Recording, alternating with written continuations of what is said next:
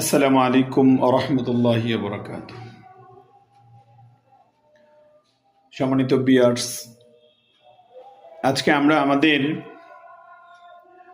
বর্তমান সময়ের মাদ্রাসায় পড়ানো, মাদ্রাসায় উস্তাদদের ছাত্রদের প্রতি শাসন করার যে পদ্ধতি,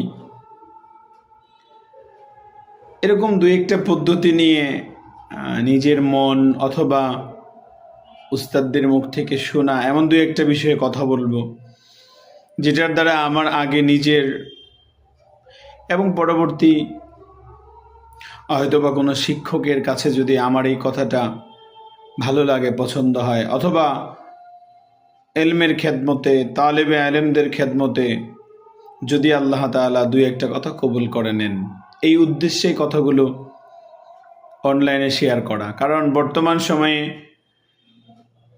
অনলাইন এমন একটা প্ল্যাটফর্ম যেটার দ্বারা সহজেই মানুষের কাছে কথা পৌঁছে দেওয়া যায়, এই জন্য অনলাইন ব্যবহার করা। কাল বেদে শিক্ষা প্রতিষ্ঠানের শাস্তিগুলো দিন দিন পরিবর্তন হচ্ছে। আমরা যখন খুব ছোট ছিলাম তখন মাঝে মধ্যেই আমাদের যারা বড় ছিল, সিনিয়র ছিল, বা আমাদের বাবা মা মুরব্বী যারা ছিল, তাদের কাছে শুনতাম তাদের সময়ে প্রচুর ব্যত্রাঘাত করা হতো। ছাত্রদেরকে উস্তাদরা বিভিন্ন রকমের অভিশাপ করতো, প্রচুর ব্যত্রাঘাত করা হতো। মাঝে মধ্যে এমন কথা শুনতাম যে বিশেষ করে এই কথাটা শুনতাম স্কুল বা কলেজের ক্ষেত্রে, যে এসএসসি পরীক্ষার সময় ছাত্রর নকল ধরা পড়লে এমন পিটানো হইতো যে মানুষের শরীরে ঘা হয়ে যাইতো, তারপরে এটাতে ড্রেসিং করার প্রয়োজন হইতো, এরকম অনেক। এরপরে এরকম কথাও শুনতাম যে ছাত্ররা অপরাধ করলে, পড়া না পারলে, কোনো রকম বেয়াদবি করে ফেললে ছাত্রর মুখে কালি মেখে বের করে দেওয়া হতো। তারপরে হাতের উপর পাথর দিয়ে দাড়ি করিয়ে রাখা হতো। অনেক সময় এরকমটাও শুনতাম থুতু ফেলে নিজের থুতুকে আবার খাওয়ার জন্যে চাপ দেওয়া হতো, এরকমটা শুনতাম। আস্তে আস্তে এই শাসন পদ্ধতিগুলা চেঞ্জ হওয়া শুরু করলো।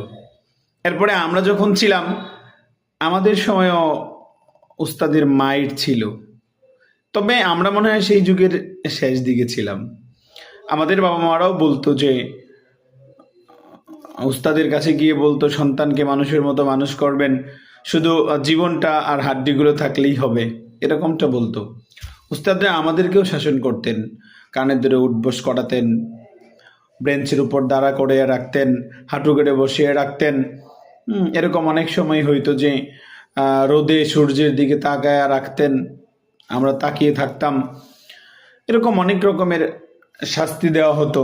অনেক সময় উস্তাদ রাগ করে বিকৃত নাম ধরে রাখতেন, রাগ করতেন। আবার মাঝে মধ্যে এমন হতো যে উস্তাদ ছাত্রের প্রতি এতটাই গভীর ভালোবাসার ছিল যে পছন্দের ছাত্র, প্রিয় ছাত্রটা যদি পড়া না পেতো উস্তাদ মন খারাপ করে থাকতেন। আর ছাত্র উস্তাদের প্রতি এতটা শ্রদ্ধাশীল ছিল যে উস্তাদও যখন মন খারাপ করতো ছাত্র তখন খুব মনোযোগের সাথে সেই মন খারাপটা নজরে আসলে পরে মনোযোগ দিয়ে পড়াশোনা করে উস্তাদের মন খুশি করার চেষ্টা করত। কিন্তু বর্তমান এমন একটা সময়,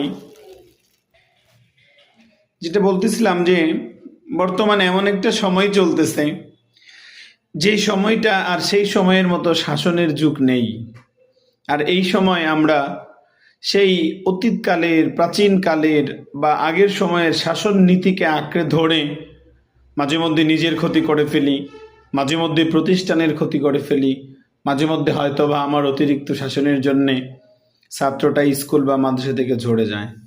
এজন্য শিক্ষক মহোদয়দের প্রতি আমার আকুল আবেদন থাকবে, সে আমরা যখন পড়াশোনা করেছি বা আমাদের বাবা মায়েরা যখন পড়াশোনা করেছে ওই সময়ের শাসন পদ্ধতিটা এখন আর ব্যবহার না করা, তা আমার নিজের জন্যে ভালো, শিক্ষক জীবনের জন্যে ভালো, প্রতিষ্ঠানের জন্যে ভালো, ছাত্র জীবনের জন্যেও তেমন ভালো।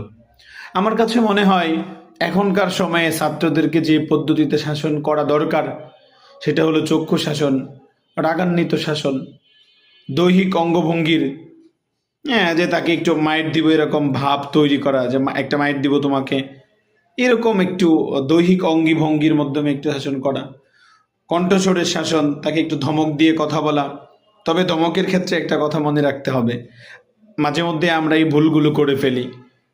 যেই বাচ্চাগুলোর বয়স 4.5 4 থেকে শুরু করে 7 8 পর্যন্ত, এই বাচ্চাগুলোকেও এত বেশি ধমক দেওয়া যাবে না, কারণ এরা এত বেশি ধমক দিলে পরে, আমি আবার বড় বাচ্চাদের কথা বলতেছি না, আবার একেবারে বন্ধ করে দিতে বলতেছি, বিষয়টা এমন নয়।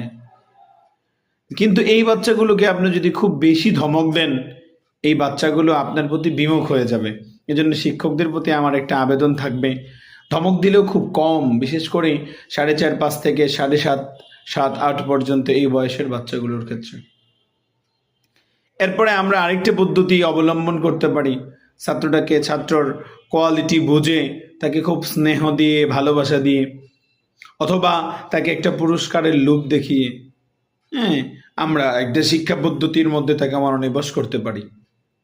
অথবা যে তাদের যারা সহপাঠী আছে, যদি এমনটা হয় যে কোনো ছাত্র আরেকজনের সাথে মিশার কারণে এমন হয়ে যাচ্ছে, তো এই সহপাঠীর শ্রেণীবিন্যাসটাকে একটু পরিবর্তন করে দেখা।